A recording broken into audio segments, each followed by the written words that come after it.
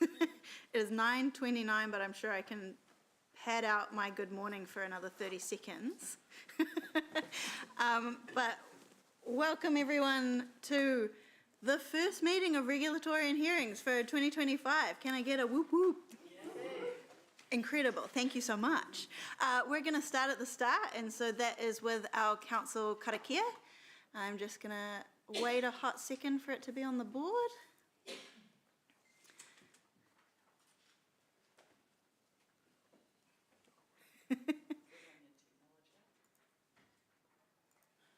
Kia inoi tātou. Tuia e runga, tuia e raro, tuia e roto, tuia e waho. Tuia nā kaimahi o te kaunihera o Kirikiriroa. Whaia te iti kahurangi, kia u, kia mau, kia ita, haumia, huia, taekia. Thank you so much. So today we are hearing the verbal submissions for the alcohol fees and bylaw.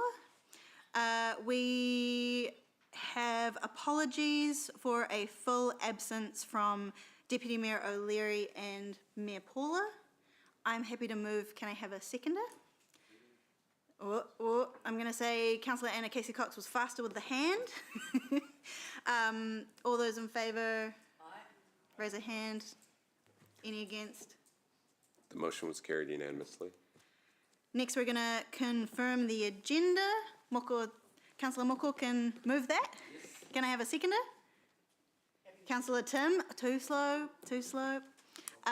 All those in favour? Any against? The motion was carried unanimously. Now, any declarations of interest?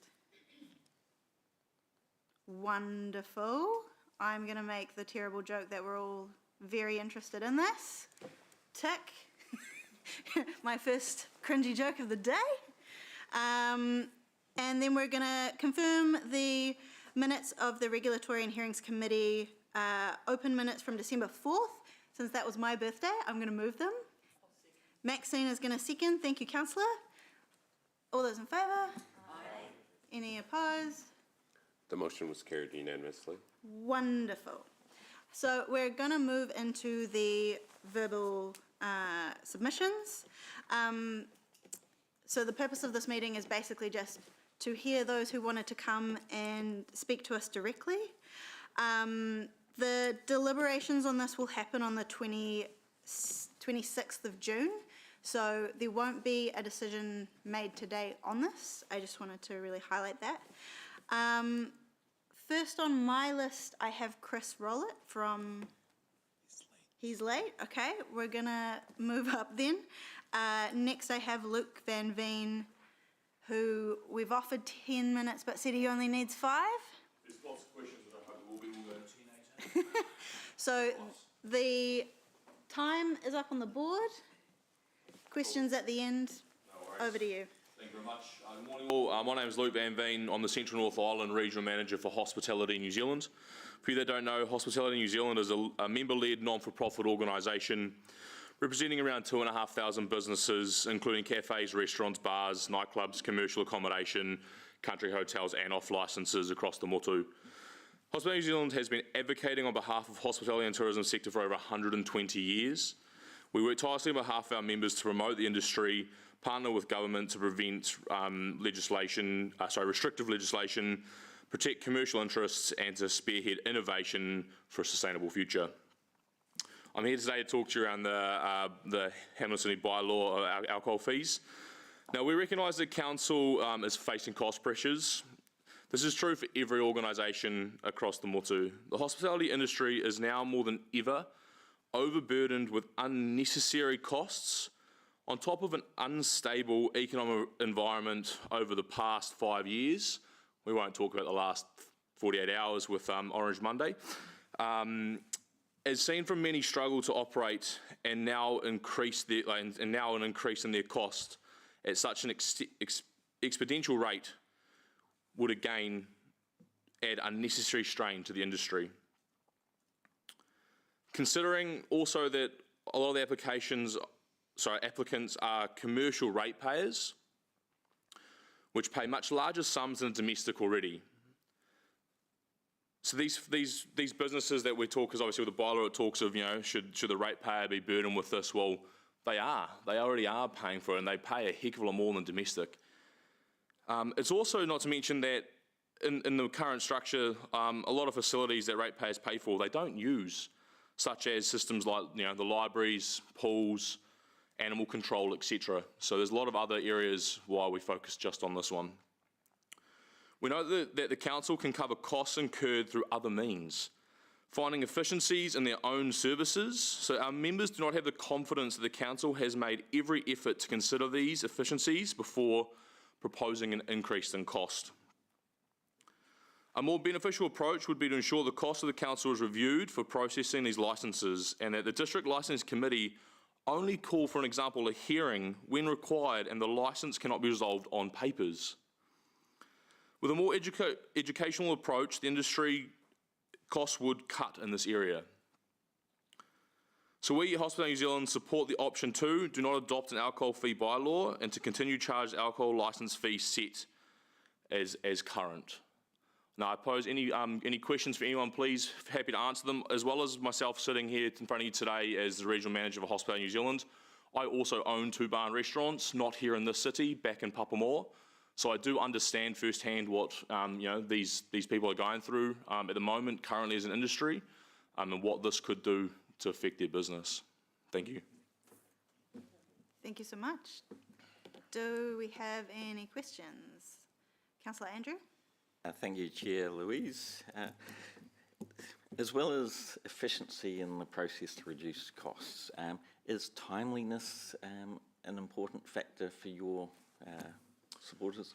Most definitely. One gripe the industry always has is it's very frustrating that we get told we have 20 working days if to have a submission in any form, around an alcohol licence, duty manager licence, anything like that. If we miss that 20-day working day window, it can be thrown straight out, whereas in return, across the country now, it differs from city to city, but we've had members waiting up to 9 months for responses. So it's very, very hard to run a business when you're in limbo for such a time. So yeah, look, again, I'm not saying that's directly here, but yes, it's a massive part of it. Thank you. Thank you. Councillor Mackendale? Thank you, Madam Chair. Luke, thanks for your submission. You made the comment that Hospitality New Zealand is overburdened by unnecessary costs. Mm-hmm. Is that how you would describe a user-pays system? Which is what is being proposed here? I'm talking about an increase here to this. So sorry, and to clarify that, it's the industry is overburdened. Hospitality New Zealand, we're an organisation that I mean the industry. Yeah, cool, no worries, thank you for clarity. Yes, look, a user-pay system, again, like I straight back to, they are already also ratepayers. They are also paying for part of this application that in this bylaw you're saying the cost has increased and the bridge needs to be met. Well, I put it back on you and say, well, I believe the bridge isn't there because of the applicants, it's there because of your processes. Why has the cost gone that high when it could be looked at internally? Every other business across New Zealand in the last 2 years privately has had to look at their P&Ls and had to go back in their own systems and go, what is my needs, what is my must-haves, and what are my nice-to-haves? And those nice-to-haves, excuse the word, the facts of the P&L have been stripped clean. Why is that not done at this level? Where's the evidence to show it has been done before this is put in front of our industry? That is our point. Thank you. Have we had our 10? We have had our time. All right. Can I just have a clarification on the timer? Was that for 5 minutes or for 10? That was for 5? Okay. Councillor Thompson. Oh, sorry. Luke, you also made the comment that you believe that Hamilton City Council could have explored other opportunities for efficiencies, and to some extent you were sort of getting to that point in but I'm just wondering if you could expand on that.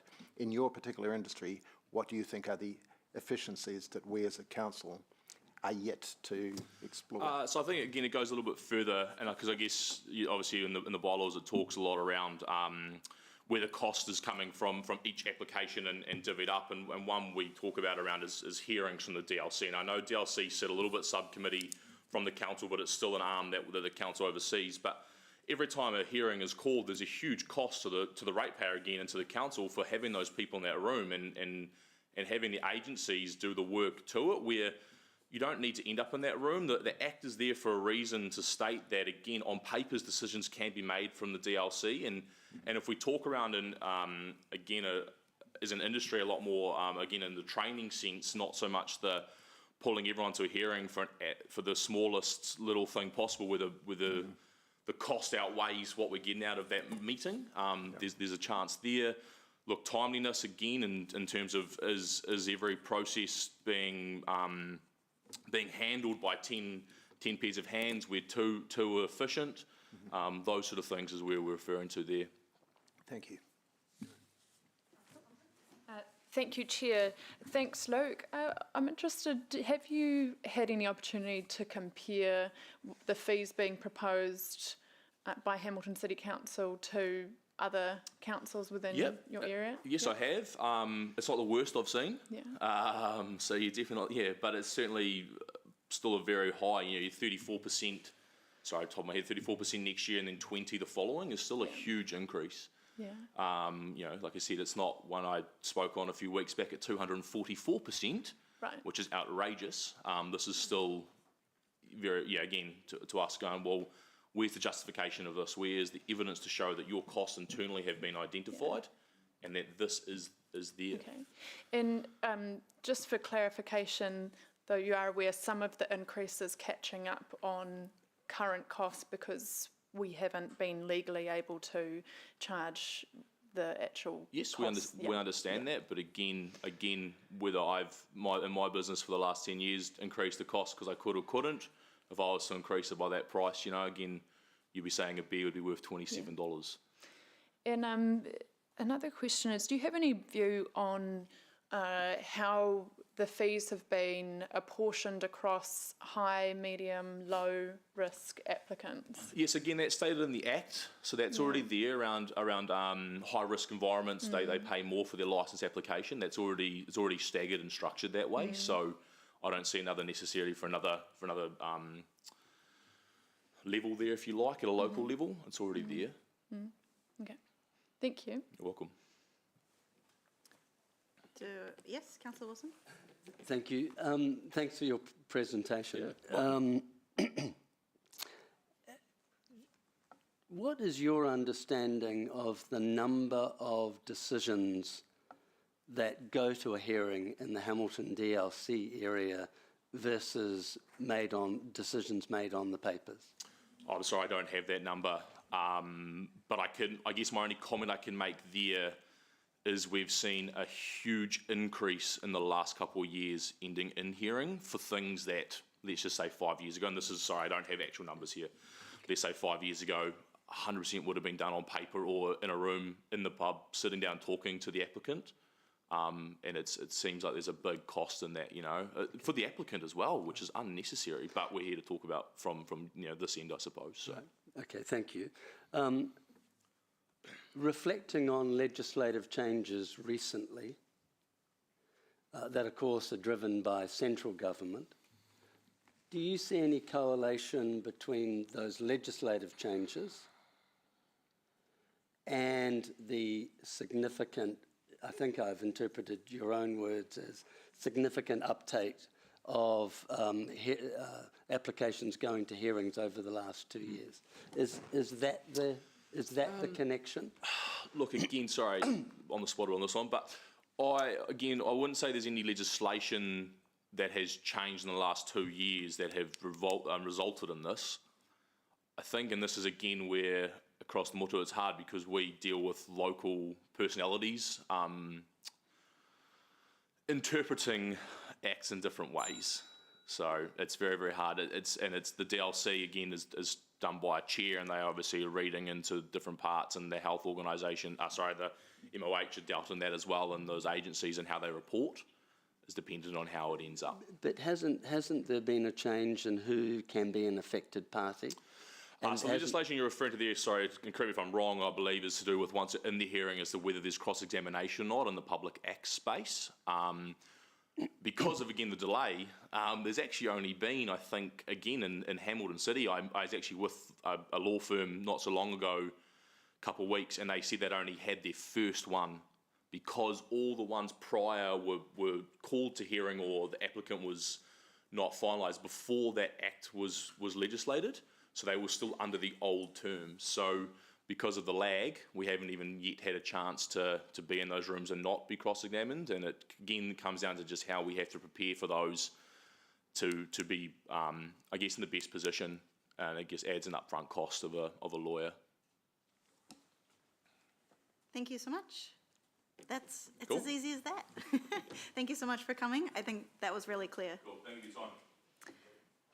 We're going to now call up Chris Rollett. I know you were here last week, so thank you very much for coming back. I understand that we're going to give you 5 minutes for your personal submission and then 5 minutes on behalf of Hospitality New Zealand as well. Flip that around. Yeah, sure. Yeah. So the time will be up on the board and it's starting from 10, but you'll get a ding at halfway. Right. I'm speaking here at this point as branch president for the Hospitality Association New Zealand, and in association with Luke's one. So, and I don't know what Luke was saying, so I got here a bit late, so I could be covering the same ground, but it'll just reinforce it.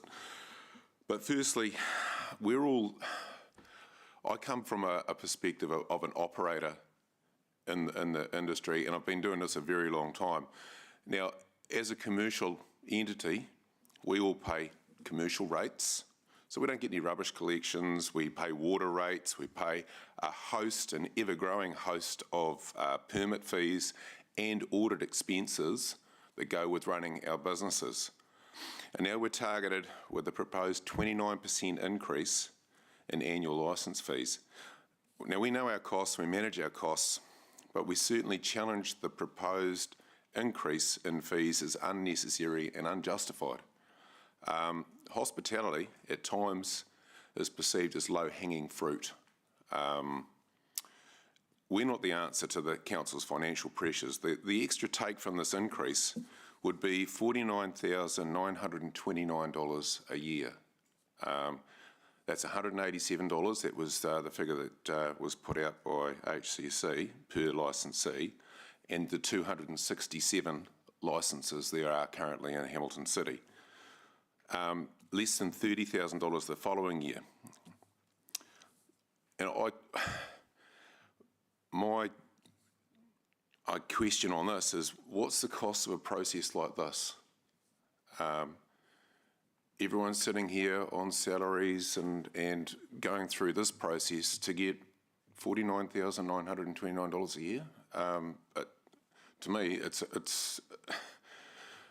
it's not a good return on investment. It's a waste of money. We're already dealing with the consequences of cost of goods escalations, which have been well publicised over the last 2 years. The cost of our labour force increasing has gone up over 25% in the last 5 years. So licensing hearings, and I heard Luke speak to that, licensing hearings at the moment, I was in one the other day, and it took, I think, about 3 hours.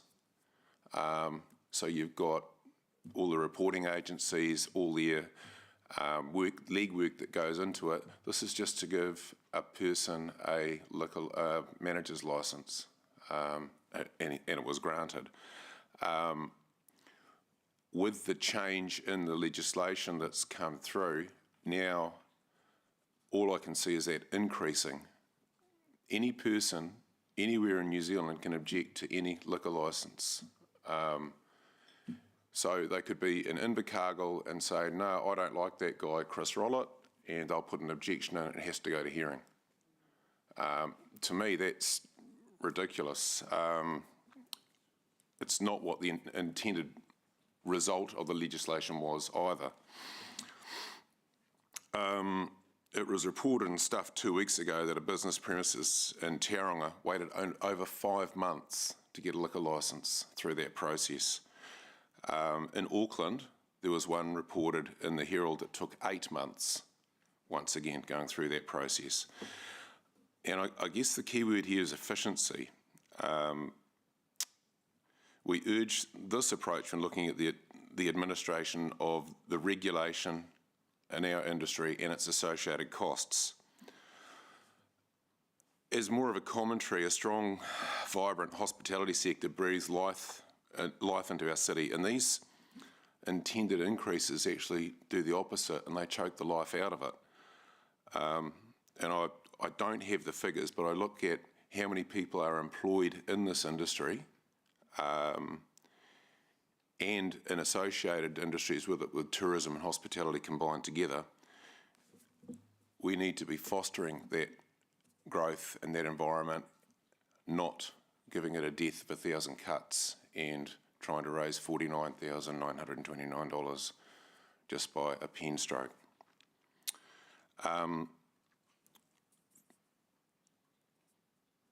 Food inflation is another figure. It peaked at 12% in 2023. Now the inflation rate has come back, the base inflation rate has come back to about 3%, but these increases that we went through over that period of time, those 2 years with that high inflation, those costs haven't gone away. We're still dealing with them. It's just the increase isn't going up anymore. So our cost of goods are running at all-time highs, our wage costs are running at all-time highs, so I'm asking the council to read the room when it comes to putting extra costs on operating hospitality outlets in Hamilton City. That's me done. You've still got 5 more minutes. I know. Go. So that was me wearing the hat of the branch president of the Hospitality Association. And I need to preface the next one that comes from myself personally, as an operator of a hospitality outlet in Hamilton, and it's a good old-fashioned rant. Okay, there's nowhere near as much structure and thought process in this one. Yeah, it'll come from in here, much more. So, this is Chris speaking. I think HCC have got this fundamentally wrong. Instead of increasing the fees, I would say, have a good look at yourselves in the commercial operation, and the inefficiencies need to be addressed. Whenever my business has come under, or businesses have come under pressure, you do 2 things. You address your costs and you grow your revenue. You simply work harder and smarter to get it back on track. If I try to grow my revenue just by putting the prices up, I drive my customers away. And that's exactly what's going to happen with these fee increases. You'll drive your customers away. There are already hospitality outlets shutting all over the country, and it's been quite publicised. There have been a couple of ones have shut down over the last couple of months in Hamilton too. I think the last one was out at the base, a cafe out there that went under. We constantly see wastage from council, and I know you'll all get indignant and roll out a couple of stats saying you've saved here and saved there, but overall I don't think you've cut expenses significantly at all, or certainly to our perception, and in politics perceptions, everything. Council will say they want a strong, vibrant, growing city, and that comes at a cost. However, the cost at the moment is having a dead CBD, and if you want to charge more for a dead CBD, that's instead of charging the people who are doing everything right, look at where the costs are coming from. As I mentioned before, the objections in these licensing matters. Any person can object anywhere. Why is there no onus on the objector to pay fees instead of the people who have to defend that objection? As I said, someone from licensing down, or someone who have any particular agenda from down the other end of the country can object to a licence at no cost to them and throw a huge cost on the operators themselves. It just doesn't seem to be right. I've been in the hospo industry since 1984. I started working in nightclubs in Hamilton. We had a fantastic nightclub then. I bought my first tavern in 1996. Trade was good. This is in the days of smoking in bars, 20 plus, no Sunday trade. Now, if we roll the clock forward to where we are now, it's almost like a scene from The Handmaid's Tale in the dystopian regime we're under. Bars in town, some are opening on Thursday nights. The bank's not even open on Friday nights anymore. That was a real revelation to me, and that's a cornerstone outlet in town. This is the effect of making it too hard to do business. I've employed over 1,000 people in Hamilton in that period of time I've been doing this, so I feel I've done my bit for the local economy, and yet I constantly have to prove that we're operating or worthy of operating our business. And usually the people who have, to be fair, limited understanding of the full scope of operating a business and come from only one perspective, whether that be licensing, compliance for food, compliance for building, whatever, they've got their own pigeonholed agenda. There's no holistic view whatsoever there. 20 years ago, Hamilton's CBD was vibrant and bustling, and it's pretty sad now. So I don't see how you can justify in any way, shape or form putting the price up to operate in a less favourable environment.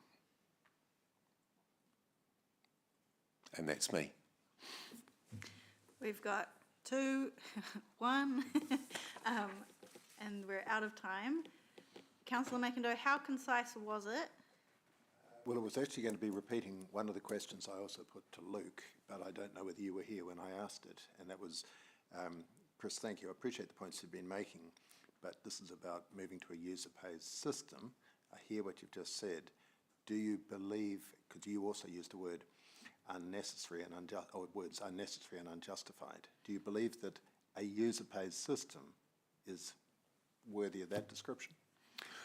There's got to be an accountability with user-paid system. You can't just turn around and say, I think it costs this much. So where's the accountability on those costs? Look for the efficiencies. Yeah, absolutely. I mean, I am in a user-paid system. Yeah. You know, we pay all day long. But everything else, we get justification on costs. Thank you. I appreciate that there's a balance here. Thank you so much.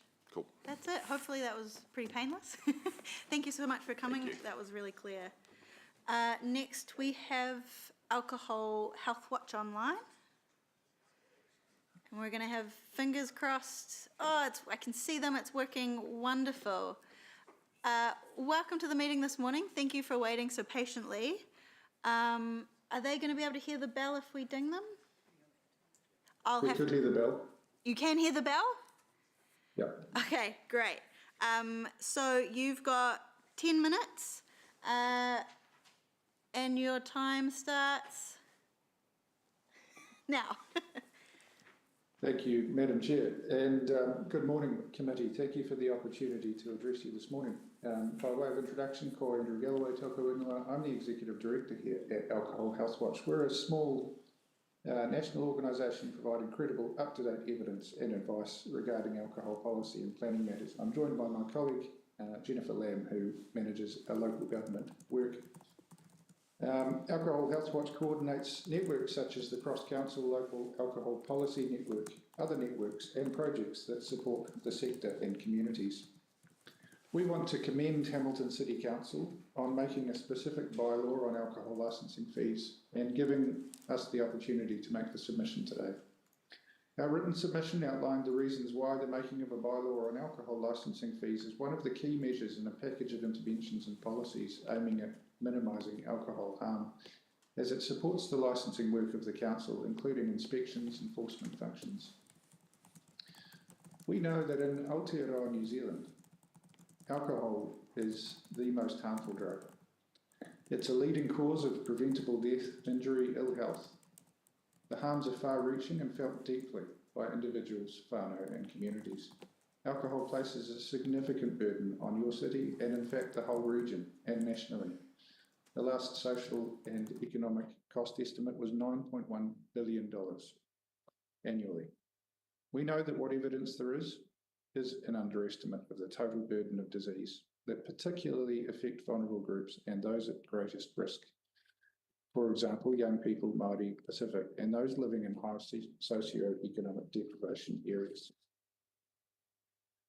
Local government has a key role in promoting the social, economic and environmental and cultural well-being of communities and supporting the system of control over the sale and supply of alcohol.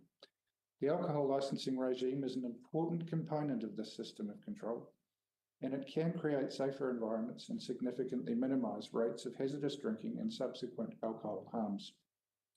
However, alcohol licensing comes at a cost, and that is why the Sale and Supply of Alcohol Act 2012 envisaged full cost recovery. Therefore, we support the Council's development of a specific bylaw to cover the actual costs of alcohol licensing in the city so far as it is allowed. The alcohol fees bylaw is a logical option for the Council, particularly as the Sale and Supply of Alcohol Act Fees Regulations 2013 have not kept pace with the costs incurred by councils, and these regulations are well overdue for review. The Council's setting of realistic fees to cover the actual costs of this service meet the policy objectives of the licensing regime, and those are namely to recover the total reasonable cost incurred by the Council administering a licensing system, to ensure that those who create the greatest need for regulatory effort bear the commensurate costs, and to allow local circumstances to be reflected in the fees paid by operators and income received by the Council, and ultimately to minimise alcohol-related harm to the extent that this can be achieved through a cost recovery regime. The Alcohol Fees Bylaw offers a consistent approach with a growing number of councils that have also used bylaw making powers under the Sale and Supply of Alcohol Act Fee Setting Bylaws Order 2013 to set fees and mainly seeking full cost recovery. So in summary, we support this bylaw. We thank you for the opportunity to speak to this submission, and we are available to take questions. Thank you very much. Councillor McIndoe is first on the light. Aware that I'm dominating things, so does anyone else want to go? No? Right. You're happy? Thank you for your submission. Were you able to hear the previous submitters who are with us in the chamber? 1.5 of them. 1.5. Councillor.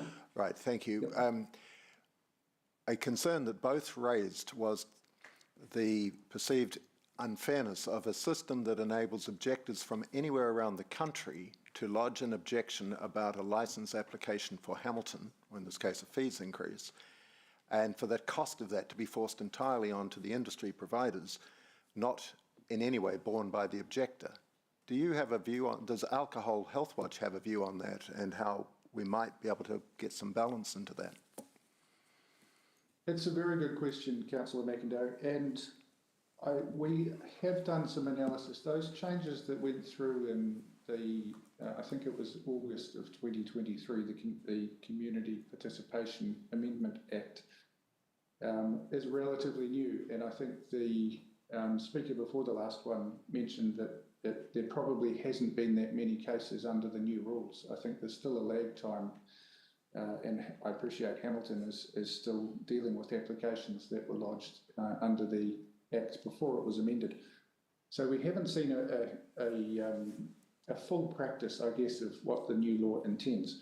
I will answer the question by going back to first principles. The Sale and Supply of Alcohol Act 2012, one of the key tenets of the Act was to allow more community participation. And I think before that Community Participation Amendment Act, it was very difficult for communities to participate in having a say because of things like cross-examination, things like being limited down to an arbitrary distance that one DLC came up with, or I think the Liquor Licensing Authority came up with back in the dark ages, when in fact some people can have a legitimate view on the appropriateness of selling alcohol, or the concerns indeed by a community who live slightly outside of that arbitrary distance. So I think the opening that up to the potential of more objections in a policy sense made sense, taking it back to the key tenet of what that Act aimed to achieve. We have done some analysis, and we continue to do analysis on the number of objections, and we haven't seen community actors or agencies or bodies exploiting the fact that you can now make an objection from Auckland perhaps to Invercargill. Most objections are from community members, and we'll continue to do that analysis, but I don't think there's been a flood, and certainly not in Hamilton, of people chirping in from outside the district, but it's something we're keeping an eye on. Thank you for that. Thank you, Madam Chair. Thank you. I don't see any other lights on. So thank you very, very much for your submission. Thank you for making the time. Really appreciate that you've been here. Have a good rest of the day. Kia ora, thank you. We're now going to call in Vanessa, who's also online.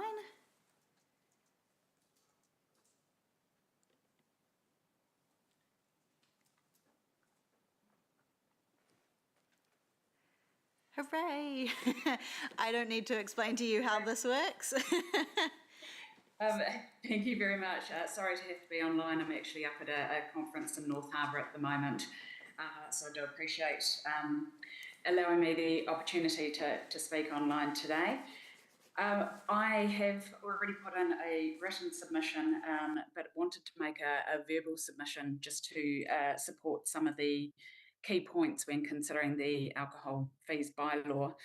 And I'm speaking on behalf of the hospitality sector. So I will say there's a lot expected from the hospitality sector. It is a sector that is looked at to support a vibrant central city.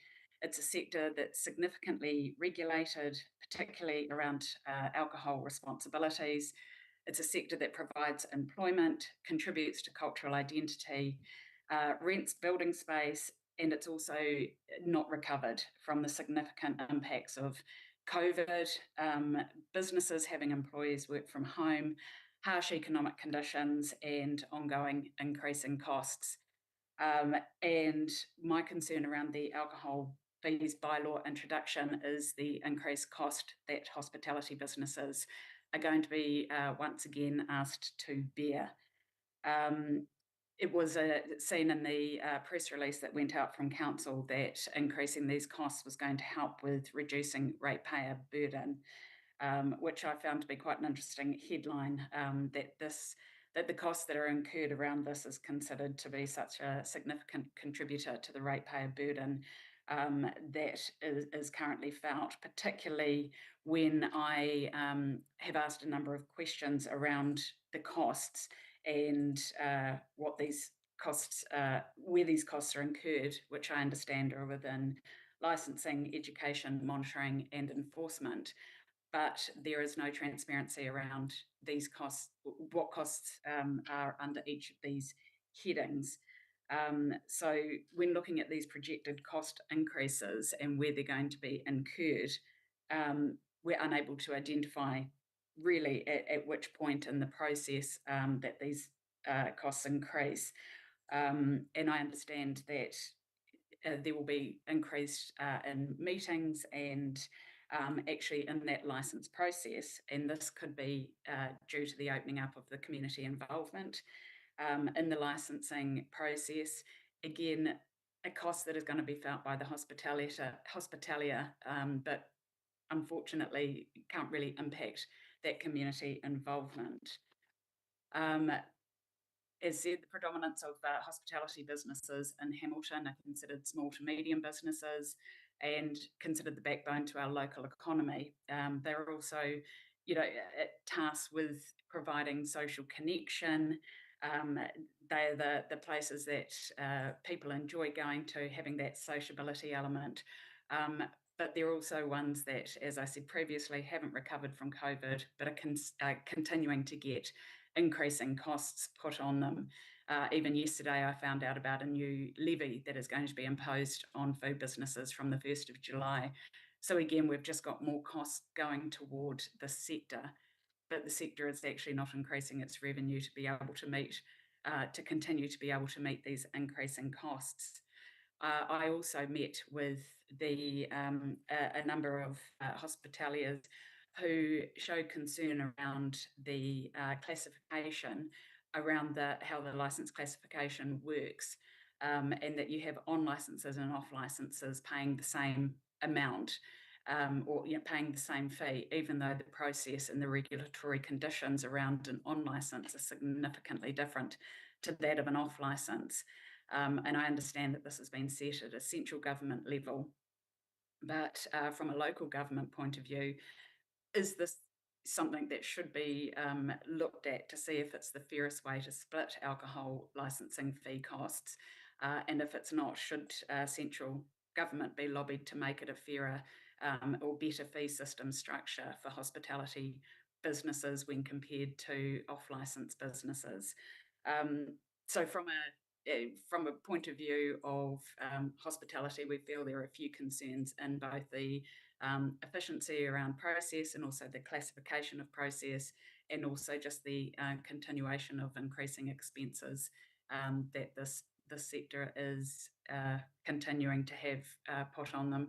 So we don't support the introduction of our alcohol fees bylaw at this stage. Thank you. Thank you very much. I don't see any lights on for questions. Councillor Bidder. Thank you, Chair Louise. Vanessa, how important is our hospitality sector in the CBD to bring in people for the rest of the businesses in the CBD? It's such an important sector to have. We all look to hospitality as providing, as I said, not just that sociability and social connection. We look to them for experiences. We look for them to provide cultural representation by their different, food offerings and mix. They're such an integral part of the central city, and we're looking at, just in the central city alone, approximately 250 food businesses classified as hospitality businesses. That's an enormous part of our business community. It's right up there. It's about 20% of the businesses that are here, and we want to keep them here. But as we know, it is that, as I said earlier, that sector that hasn't fully recovered, and not just locally but nationally. We're just seeing more and more closures because the cost, there is just such a cost impact that these businesses are having to bear without the increase in revenue. Cool. No more questions? Yep. Councillor McIndoe. Good morning, Vanessa. Thank you for beaming in online for us. You made the comment that or asked a question with whether we should be lobbying central government for a fairer licensing and regime and levies. I'm just wondering if that's something that Hamilton Central Business Association and the Waikato Chamber of Commerce have discussed perhaps doing together as chief advocacy groups for business. I haven't discussed it with the Chamber of Commerce, but would be happy to do so. We had it as a leading discussion point actually when the hospitality businesses got together to talk about this bylaw introduction, and I certainly think it's something that needs to be looked at. So that is Great. Down on my radar. On your to-do list. We all appreciate your energy. Could you keep us up to date with how that goes? Because I think it's something that this committee would be interested in hearing about. Thank you. Yes, absolutely. Thank you very much, Vanessa. I don't have any other questions popping up, so thank you very much for your time. Thank you. Appreciate it. No worries. That brings us to the end of the verbal submissions. So now I'm going to invite Narelle up to just speak about anything that's over and above what's in the report.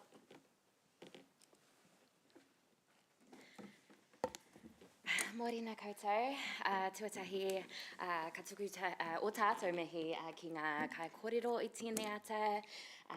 Thanks to the verbal speakers this morning for presenting their views. Anō hoki, katuku tāku whakamihi ki a koe, ko Chair Hutt. Congratulations for your first meeting today. Anyway, I'll continue. As many of you know, my name's Narelle Waite. So the staff report presents a summary of the 141 written submissions received during consultation, and as mentioned, we've heard from 4 submitters who wish to speak to their written submissions. I would say that I today haven't heard anything that was not in the written submissions, and I would say the questions raised so far by members hash out those same topics. So the process now would be to hear direction from elected members to enable myself and the other staff to present a final proposal to council for a decision on the draft bylaw. So, kōrero mai. Awesome. Now, can I actually take this by simply going around the room? And if you have no direction or no questions, just simply say that. Great.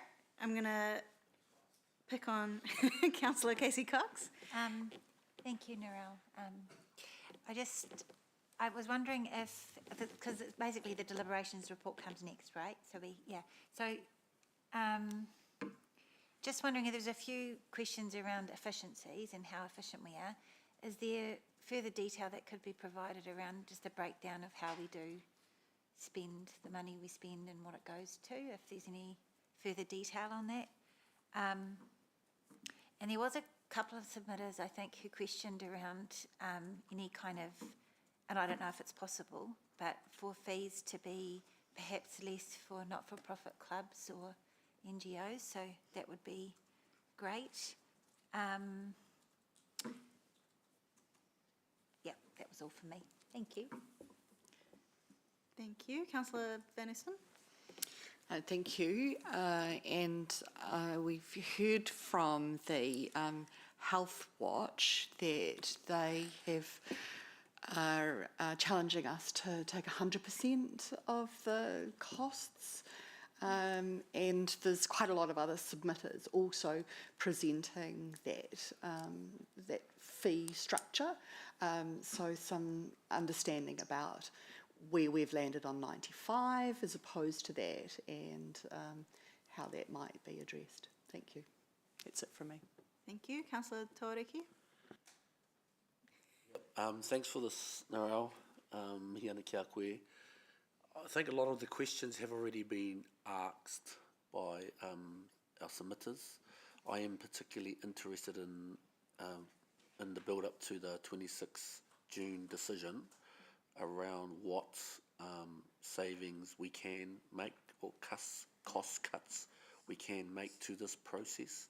I do acknowledge that the decision that we do make in June will have a significant impact one way or the other on the industry, and that's not a good look for us, and council should it go the other way and backwards. So that's what I would like to have a look at, because I believe that's what the submitters have asked for. Thank you. Councillor Huata. Tēnā koe Narelle me tō whakamahi tō tātou reo rangatira. He reka ki te taringa kai whia mai, tēnā koe.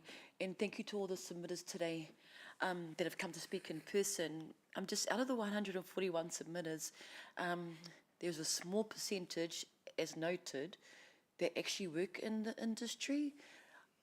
I want to ask, how fair is that a representation of people that actually work in the industry that have to deal with the law directly?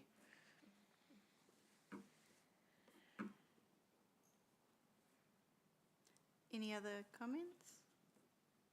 Oh yes, so I mean, even though there's overwhelming support for the bylaw, there's only actually 5 listed here that work in the industry, and to me that's not a fair representation of people that actually have to deal with it. Koira. Councillor Bidder. Thank you, Chair Louise. And Narelle, if along with efficiencies, can we look at timeliness? Making the process as fast as possible will help. That's it. Thank you. Thank you, Chair.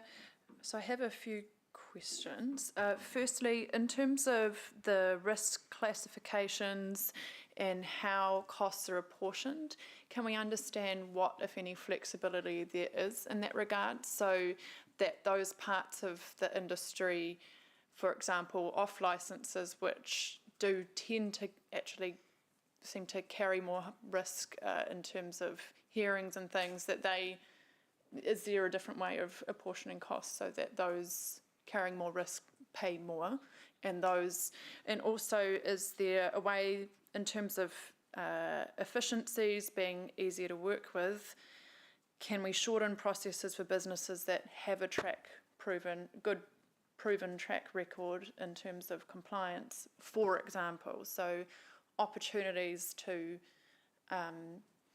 reduce costs for those with really good track records already, as an example. And is there another question?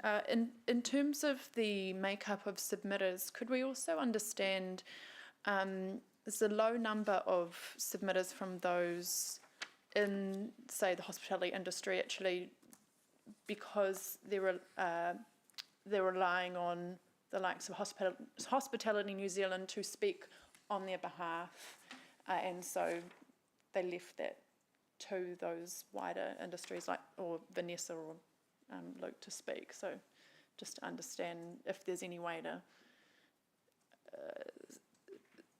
yeah, so, and then, okay, I think that's all for now. Yeah.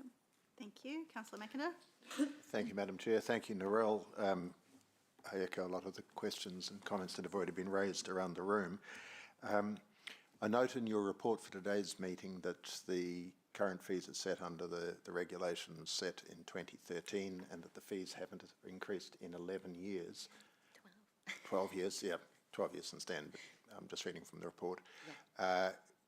So perhaps in the next report we could have a little bit of an explanation, some more detail to explain how that's, why that is, and also a little bit about how the current regime was agreed upon and why. I just think to have some more understanding of that would be helpful for us. So I've got questions on different parts. Could we have some information, if it's available, on the percentage or the number of objectors to Hamilton applications that are coming from outside our region, please, because clearly that's been an issue of some unfairness that has been raised today, or at least a concern about that. And also, can we have an explanation as to whether or not it might be possible to share the costs so that if someone does wish to object, particularly from some distance, that they pay a part, they're initiating the process, so can there be some cost to put back onto them for doing that? Thank you. Thank you. Councillor Taylor? Look, I don't have anything to add. It's pretty clear to me where I'm at. Thank you. Thank you. Councillor Wilson? Yeah. Hey, nice to see you. I have three things that I think would be really helpful in the report. A slightly broader breakdown to how the DL system and its processes are distant from council's direct influence and the legislative framework that requires that. The second thing I would like is a breakdown of, say, the last 3 years of how many applications were in fact decided on papers and didn't go to hearings. And what's, in my opinion, more important than trying to analyse how many additional submitters we have had or are likely to have as a result of the legislative changes in 2023 from outside the region, actually the increase in the numbers of submitters within our own city, but outside of the previous distance from the liquor premise. Because again, it's clear that a lot of elected members didn't understand what the previous restrictive nature of a submitter was within a certain numbers of metres from the application, and how that has now changed, which means that it's now easy for anyone, not only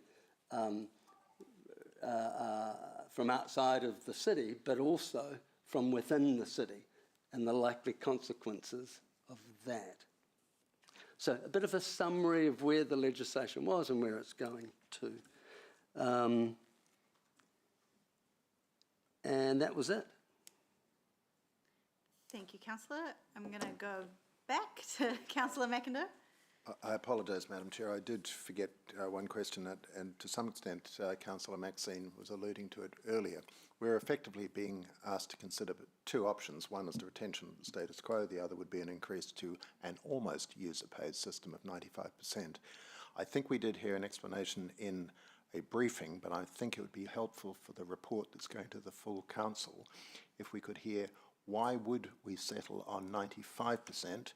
For instance, when we look at some of the written submissions from the likes of Holly Snape and Gordon Chesterman and others, they are saying you would move to a fully user-pays system of 100%. So could we just have a little bit of comment on that and the explanation as to why that wasn't being recommended? Thank you. Councillor Thompson. Apologise. Thank you. Two more questions. One is, we heard today, particularly in terms of our verbal submitters from the hospitality sector, I'd like to understand in terms of which, where there have been hearings, how many have been in regard to the hospitality sector versus off licences, and that again going to any increase in submitters due to the broader definition. What impact has it had specifically on hospitality? So making sure that's broken down. Also, we've heard the concern around, well, it raised, could those doing objections, for example, be paying their own way too? And part of the reason we had 95%, not 100, was to account for public good. Can we test the 95%? Is that right? Or when we look at the overall cost of public involvement and how much of that falls generally across applicants, is that 95% actually right? Or should there be a larger portion potentially to fairly account for public involvement? So a robust analysis as much as possible would be helpful. Thank you. Councillor Casey Cox. Yeah, just in terms of our expenses, and they're projected to increase, I think, 20% in the next year. Just some analysis of that, like what's that driven by? Thank you.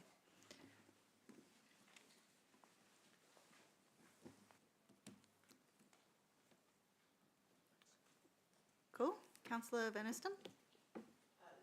Thank you. Just in terms of the question I raised earlier, and I think Councillor Casey Cox covered it off in one of her points, but I think if we're moving to a regime like this, we've heard really clearly from the presenters today that they want to be able to identify where these costs are lying, and so some transparency around that would be really valuable.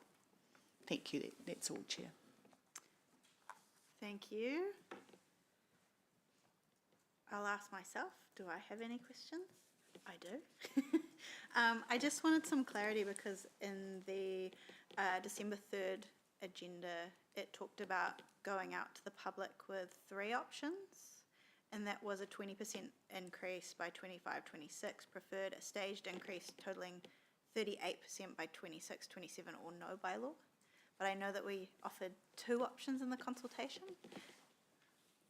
I mean, I can answer that now because that's a process matter. That was the staff recommendation, and it was overridden by the member's motion. Oh, great. And then we've covered off efficiencies. It would be great just to know what we have been working on or anything we've been proactive with in terms of efficiencies of process. And there was detail about the cost increases being due to inflation and legislative, but just if there was any kind of breakdown between those. That is otherwise all there is from me. Cool. I will move to receive the hearings report. Can I have a seconder? Or I'm going to say Councillor Casey Cox, faster on the hand. We will do this by a show of hands. All those in favour of accepting the report? Any opposed? The motion was carried unanimously. Wonderful. That brings our meeting to a close. We're just going to finish with the council karakia.